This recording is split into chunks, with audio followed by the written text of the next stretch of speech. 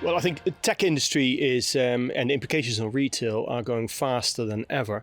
But I personally take keen interest in blockchain. I think blockchain is only barely coming through, but it will be profound change in how brands are expected to be transparent to the customers about the journey and the provenance of the garments. And I personally find that very important. It just cuts through a lot of opaqueness.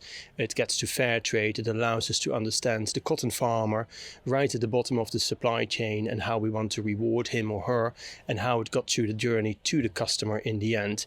And think further, it may even track how the garment was handed in re-commerce to the next customer or the customer thereafter. It's really important that customers go back to what is important, and that's listen to the customer. We stopped listening, we stopped really understanding what it is that a customer expects from a brand, which is not just a product, but what are the values of the brand and how do we communicate it? And I think it's vital that the customer feels that really connects at a heart level. She needs to feel that the brand means it from the heart. And that's something that a lot of brands will fall short on and will be transformative in the next, I would say the next 5 years.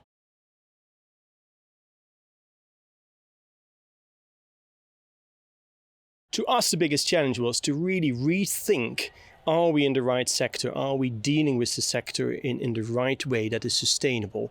And as a brand, for the Baukjen and Isabella Oliver brands, we've always been believers in slow fashion and not fast fashion. And now more than ever on the eve of the 20s, we need to think about what change are we going to implement in the business. We took early in 2019 a conscious choice to challenge a whole model and to a large degree almost burn the old ship and shift the business to a totally sustainable, circular fashion economy. And in that respect, we bet a lot on re-commerce more so than a new price, full price, which is feeding the consumerism in this world by much too much.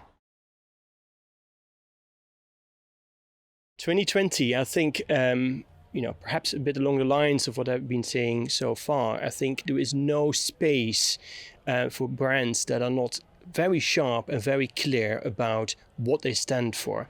And if the customer who is going to be relentlessly unforgiving in 2020 when the economy is tightening up, certainly here in the UK, and the customer is waking up also to their global responsibility, and they will feel that if the brand is not delivering at that level, they will drop that brand immediately. So to me, the challenge is to not disappoint the customer and keep being from the heart relevant, but then also keep doing it. We've become a B Corp, and I think that's important to the customer.